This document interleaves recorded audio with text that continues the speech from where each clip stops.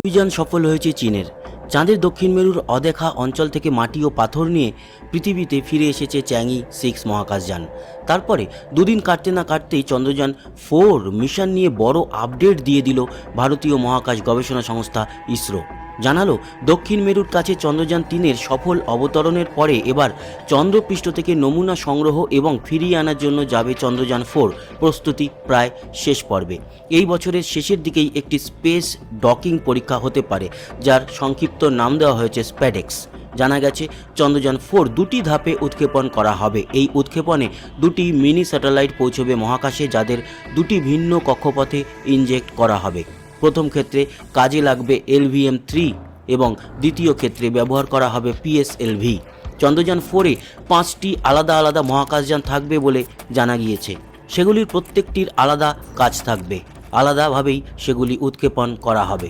চন্দ্রযান 4 নির্দিষ্ট কিছু কাজ নিয়ে যাবে মহাকাশে, যেমন চাঁদের মাটিতে নিরাপদ ও সুরক্ষিত সফট ল্যান্ডিং করে চাঁদের মাটির নমুনা সংগ্রহ করা এবং তা সংরক্ষণ করা।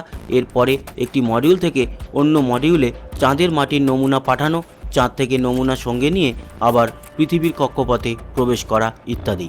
গত বুধবার নিউ দিল্লি ইন্ডিয়া স্পেস কংগ্রেসের তরফে ইসরো চেয়ারম্যান এস সোমনাথ বলেন, আমরা চন্দ্রযান 4-এর কনফিগারেশন এবং কিভাবে চাঁদ থেকে নমুনা পৃথিবীতে আনা যায় তা নিয়ে ভাবনা চিন্তা করেছি।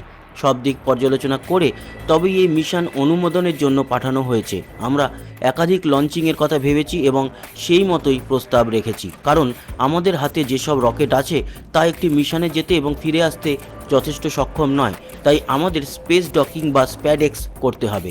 কি এই স্প্যাডেক্স বা স্পেস ডকিং? সহজ কথায় দুটি পৃথক মহাকাশযানের একে অপরকে খুঁজে পাওয়া এবং একই কক্ষপথে স্টেশন হওয়াকে বলা হয় স্পেস ডকিং।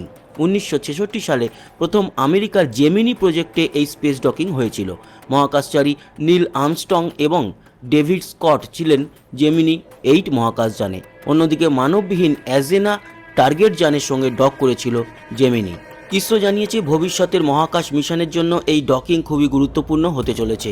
অন্তত যতদিন না ইসরো চাঁদে সফল অবতরণ করানোর জন্য মহাকাশচারীদের পাঠাতে পারছে, ততদিন পর্যন্ত এভাবেই একাধিক চন্দ্রযান সিরিজের মিশন চালিয়ে যেতে হতে পারে। জানা গেছে এই বছরের নভেম্বর-ডিসেম্বরের মধ্যেই স্প্যাডেক্স চালু হতে পারে। প্রসঙ্গত, মহাকাশে মানুষ পাঠানো দীর্ঘস্থায়ী স্বপ্ন পূরণ করতে গগনযানের দিকেও নজর রেখেছে ইসরো। গত অক্টোবরে এই অভিযানের প্রথম টেস্ট ভেহিকেলের উৎক্ষেপণ সফলভাবে সম্পন্ন হয়েছে। এই বছর গগনযান অভিযানের পরবর্তী 3টি পরীক্ষা করার প্রস্তুতি নিচ্ছে ইসরো। এস সোমনাথ বলেন, এই বছর আমাদের সামনে 3টি কাজ আছে। একটি হলো G1 LVM-3 বা গগনযানের প্রথম মনুষ্যবিহীন মিশন, দ্বিতীয়টি হলো আরও একটি টেস্ট ভেহিকেলের উৎক্ষেপণ এবং সবশেষে প্রথম প্যাড অ্যাওয়ার্ড টেস্ট। আমরা এই 3টি প্রজেক্ট নিয়েই একসঙ্গে কাজ করছি। সব ঠিক থাকলে ডিসেম্বরের মধ্যেই 3টি কাজ সম্পন্ন হয়ে যাবে। তবে আপাতত ইসরো তথা গোটা দেশের মহাকাশ বিজ্ঞানীদের কাছেই পাখির চোখ চন্দ্রযান 4। এটি আগের চন্দ্র অভিযানগুলির চেয়ে অনেক জটিল এবং কঠিন হতে চলেছে বলে মনে করছেন বিজ্ঞানীরা। এখনও পর্যন্ত 3টি দেশ এই অভিযান করতে পেরেছে: আমেরিকার অ্যাপোলো অভিযানে, সোভিয়েত ইউনিয়নের লুনা অভিযানে এবং চীনের চ্যাংই অভিযানে। এই চ্যাংই অভিযানেরই 6 নম্বর মহাকাশযান সদ্য সফল হয়ে ফিরেছে। এরপরে ইসরোর চন্দ্রযান 4 অভিযান সফল হলে ভারতও বড় সাফল্যের দাবিদার হয়ে যাবে। তো বন্ধুরা, কেমন লাগলো ইনফরমেশন? আশা করি ভালো লেগেছে। সঙ্গে থাকবেন, আমাদের সাবস্ক্রাইব করে লাইক শেয়ার করবেন, কমেন্ট বক্সে আপনার গুরুত্বপূর্ণ মতামত জানাবেন। আসি আবার দেখা হবে। সবাই ভালো থাকবেন, সুস্থ থাকবেন, টাটা।